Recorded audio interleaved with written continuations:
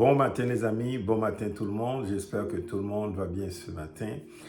Je vous parle de dépendance affective. La dépendance affective est une blessure de l'âme. Vous savez que l'être humain a trois parties. Il y a le corps, il y a l'âme et l'esprit. Et donc quand on parle de dépendance affective, c'est une blessure au niveau de l'âme. Alors, je vous parle maintenant de la cause, je vous parle des symptômes de guérison et de délivrance. L'une des principales causes, ce n'est pas la seule, mais l'une des principales causes d'une dépendance affective, c'est l'environnement familial. Une famille dysfonctionnelle, une famille caractérisée par la division, le rejet, par la peur, une famille caractérisée par la pauvreté également. Une famille où on voit aussi qu'il y a des abus physiques, abus psychologiques et même aussi sexuels. Donc, quand dans un environnement comme ça, un environnement de famille dysfonctionnelle, c'est très possible que des enfants qui sont nés dans ce genre de famille vont plus tard manifester un comportement de dépendance affective. Maintenant, quand on parle de symptômes, il y a plusieurs symptômes. Il y a plusieurs symptômes de dépendance affective. Quelqu'un qui est incapable de dire non. Tu veux plaire à tout le monde, peu importe la personne, tu veux plaire à tout le monde. Tu penses que tu vas changer le monde. Il y a des gens comme ça là, qui sont incapables de dire non. Eh bien, c'est un symptôme de dépendance affective. Il y a des personnes qui ont des problèmes de santé mentale. Leur vie, c'est la confusion. Il n'y a jamais une ligne directive dans leur vie. C'est la confusion totale, le désordre qui règne dans sa vie. Eh bien, quand on a ce genre de comportement, de situation, c'est souvent symptôme de dépendance affective. Donc, c'est un problème mental. Il y a également des gens qui sont dans des relations toxiques. Et ces gens-là sont incapables de s'en sortir. On sait que ce sont des mauvaises relations, des relations toxiques, mais on est attaché, on est dépendant de ce genre de relation. Eh bien, la personne, évidemment, est une personne qui a une dépendance affective. Il y a des gens aussi qui ont un comportement de dépendance sexuelle. On sait, on n'arrive pas à s'en sortir, on doit avoir plusieurs partenaires, on est incapable d'avoir un seul partenaire ou une seule partenaire. Et donc, on sent qu'il y a un vide qu'on doit combler, une grande dépendance sexuelle, mais ça, c'est un symptôme de dépendance affective.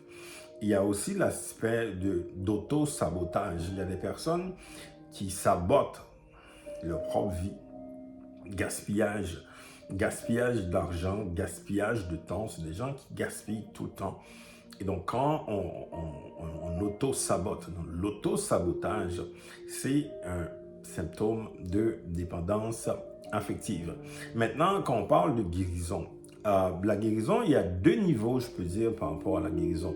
Il y a une guérison temporaire, il y a une guérison permanente. La guérison temporaire, c'est quand on écoute de la musique. Il y a des gens qui écoutent la musique. Ça peut aider temporairement. Il y a également la thérapie. On peut aller consulter pour faire une thérapie de ça. Ça peut aider de façon temporaire. Mais ça ne va pas vraiment résoudre le problème à la base. Parce que c'est un problème de l'âme. Et donc, il faut aller vers une solution qui est plus permanente. Et donc, la guérison permanente passe par la parole de Dieu, la Bible, surtout les psaumes, la lecture des psaumes. Quand on médite les psaumes, il y a vraiment une grande source de guérison de l'âme. Quand aussi on écoute la musique, l'adoration, quand on chante, quand on adore le Seigneur, la présence de Dieu, la présence de Jésus-Christ peut nous guérir. Donc, c'est des solutions permanentes de la dépendance affective. Maintenant, il y a un dernier niveau quand on parle de délivrance. C'est plus complexe parce que quand la dépendance affecte des vies, il y a une dépendance, je dirais, qui est plus ou moins, qui n'est pas tellement offensive dans le sens où ça n'affecte pas les autres personnes. Mais quand ça commence à affecter des vies, des personnes qui n'arrivent pas à contrôler leur comportement, et puis même au niveau financier, même au niveau comportemental, la relation dans la famille. Et donc, ça brise des vies. Et quand on voit qu'une dépendance brise des vies, là, on peut dire qu'il y a la présence d'un mauvais esprit, il y a la présence d'un démon. C'est pour ça qu'on parle de délivrance. Il faut être délivré de cet esprit impur qui est en train d'affecter des vies. Parce qu'une dépendance affective, même si c'était au niveau de l'âme, mais quand le comportement devient nocif, quand ça fait du mal, quand il y a des personnes qui sont en train de souffrir à cause d'un comportement, des vies qui sont brisées à cause de cela, là on sait que c'est démoniaque, parce que la Bible dit dans Jean 10, verset 10, Jésus qui l'a dit, que le voleur ne vient que pour dérober, égorger et détruire. Donc quand on voit une destruction dans une famille, je vous garantis qu'il y a une présence démoniaque, il faut le chasser, il faut être délivré de cela. Alors voilà les amis, moi je connais ce sujet très bien, j'étais moi-même un dépendant affectif. Un dépendant affectif, c'est le Seigneur lui-même qui est venu, qui m'a délivré de cela, et je peux en parler, et je peux donner la solution. Alors s'il y en a qui veulent aller plus loin, s'il y en a qui veulent que je puisse les aider, je peux le faire. Vous pouvez m'envoyer un message courriel à missiontestimony@gmail.com.